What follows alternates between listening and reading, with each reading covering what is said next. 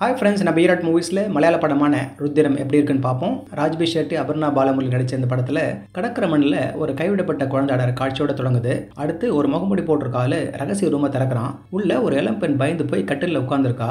அவன் அவகிட்ட போகும்போது அவளோட செல்ல நாய் பிக்கும் பயந்து போகுது. இந்த சீன் ரூம் என்ற இங்கிலீஷ் படத்தை ஞாபகப்படுத்தினதால சரி இன்னொரு சூப்பரான மலையாள படத்தை பார்க்க போறோம்னு ஒரு இன்ட்ரெஸ்ட்டை கிரியேட் பண்ணிச்சு. இயக்குனர் ஜிஷோலன் ஆண்டனி ஒரு ரிவெஞ்ச் கம் சர்வைவல் த்ரில்லரா இதை கொடுத்துருக்காரு.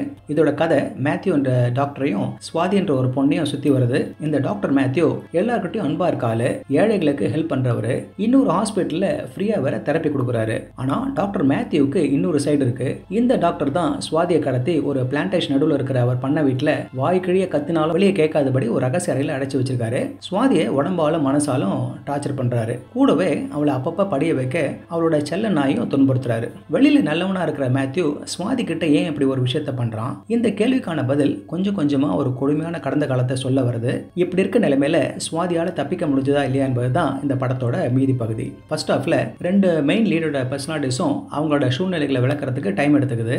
டாக்டர் மேத்யூ கொஞ்சம் அன்பிரடிக்டபிளா அவரோட உண்மையான நோக்கம் என்னன்னு நமக்கு தெரியாதபடி கொண்டு போறாங்க. அப்படியே கதை நகர நகர மிருகத்தனமா நாம ஷாக் ஆகிற மாதிரி சம்பவங்கள் நடக்குது.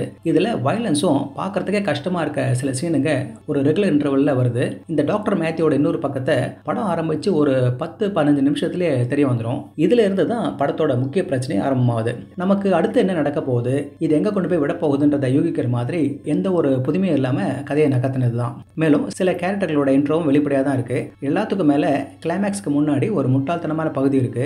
இப்போ ரொம்ப நாள் அடப்பட்டு எப்படியும் அங்கிருந்து தப்பிக்கிறீங்க. அப்ப என்ன பண்ணுவீங்க? முதல்ல சத்தம் போட மாட்டீங்க. அடுத்து அந்த இடத்துல இருந்து தளத்தறிக்க தப்பிச்சு ஓடுவீங்க.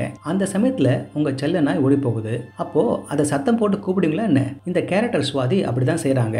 வாழ்வா சாவான்னு இருக்கிற சிச்சுவேஷன்ல அந்த கேரக்டரோட ரியாக்ஷனும் அதுக்கு மேல ரேம்போ மோடுக்கு கொண்டு போய் அந்த கேரக்டரையே சொதப்பிட்டாரு இயக்குனர். இவங்க தப்பிக்கிறதுக்கு வேற ஒரு எலியையும் ஸ்வாஷிங் ரிடெம்ஷன் படத்தையும் எழுதிருக்காங்க. கன்னட ஆக்டர் ராஜ்பி ஷெட்டி டாக்டர் மேத்யூவாவும் சைக்கோவாவும் சிறப்பாக நடிச்சிருக்காரு. அவருக்கு ஒரு சமயத்துல சாஃப்டாவும் மறு சமயம் முரட்டுத்தனமான சைக்கோ தனத்தை முகத்திலே கொண்டு வந்துடுறாரு. அவரோட ஸ்பெஷாலிட்டி அது. ருத்ரத்தோட ஸ்கிரிப்ட் ஒரு வித்தியாசமான அணுகுமுறையை கொண்டிருந்ததால நமக்கு ஒரு ஆர்வத்தை முதல்ல ஏற்படுத்துது. ஆனா அதை கண்டினியூ பண்ணாம கேரக்டர்களோட வழியும் ஒரு தாக்கத்தை ஏற்படுத்த முடியாம ஒரு இழுவியா முடிஞ்சு போகுது. ஆனா டார்க்கா கிரிட்டியான த்ரில்லர்ஸ் விரும்புறவங்களுக்கு இது பார்க்க வேண்டிய படமா அமையலாம். ஓகே ஃப்ரெண்ட்ஸ், இதே போல இன்னொரு சுவாரஸ்யமான பட விமர்சனத்தோட சந்திக்கிறேன். இந்த விமர்சனம் உங்களுக்கு பிடிச்சிருந்துச்சுன்னா உடனடியாக லைக் பண்ணுங்க, ஷேர் பண்ணுங்க. நன்றி.